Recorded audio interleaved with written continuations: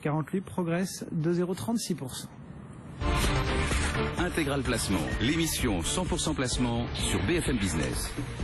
Notre dossier du jour, c'est une des plus nettes progressions du marché parisien. C'était la plus forte hausse il y a quelques minutes, mais elle s'est fait voler la vedette, cette action, par Airbus et par Michelin. Ce titre, c'est Alstom qui gagne 1,24% après notamment la publication du jour. On en parle avec Frédéric Rosier. Bonjour Frédéric.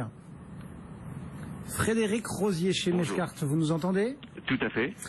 Donc le dossier Alstom qui est sur le devant de la scène avec cette publication presque en demi-teinte entre guillemets, parce que quand on regarde le résultat absolu, c'est plutôt négatif, mais quand on plonge un petit peu dans le détail de cette publication d'Alstom, il y a le carnet de commandes qui redonne volontiers le sourire. On va peut-être commencer par les chiffres. Comment est-ce que vous accueillez finalement le bilan très comptable d'Alstom aujourd'hui?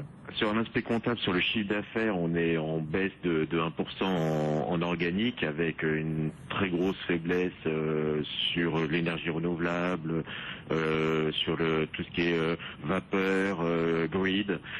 Seul le transport maintient le cap. Par contre, Alstom a fait le point sur son carnet de commandes. Et là, bonne surprise, puisque le carnet de commandes aujourd'hui d'Alstom est de plus de 8 milliards d'euros, tiré notamment par la partie transport, et ce qui n'est pas forcément une surprise puisqu'on intègre les commandes de Prasa en Afrique du Sud, contrat signé en octobre 2013. Ce contrat porte sur 600 rames, quasiment 3600 voitures, sur une période de maintenance de 18 ans. Donc ça offre une énorme visibilité aujourd'hui sur la partie transport. Vous savez que c'est la partie qui va rester au sein de Alstom. Voilà donc pour le carnet, on va dire tel qu'il est rendu par la direction d'Alstom ce matin. Je le disais, il faut plonger un petit peu dans le communiqué pour aller trouver notamment ces commandes qui, elles, ont été multipliées par 2. Et là, du coup, ça redonne le sourire et ça explique notamment la belle performance du titre ce matin. Oui, tout à fait.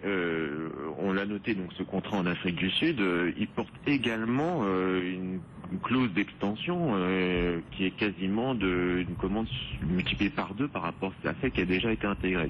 Donc sur le transport, on voit bien qu'il y a une dynamique très très positive. On a eu quelques bonnes nouvelles aussi en termes de contrats sur l'énergie ces derniers mois, notamment sur la partie solaire, sur la partie éolienne.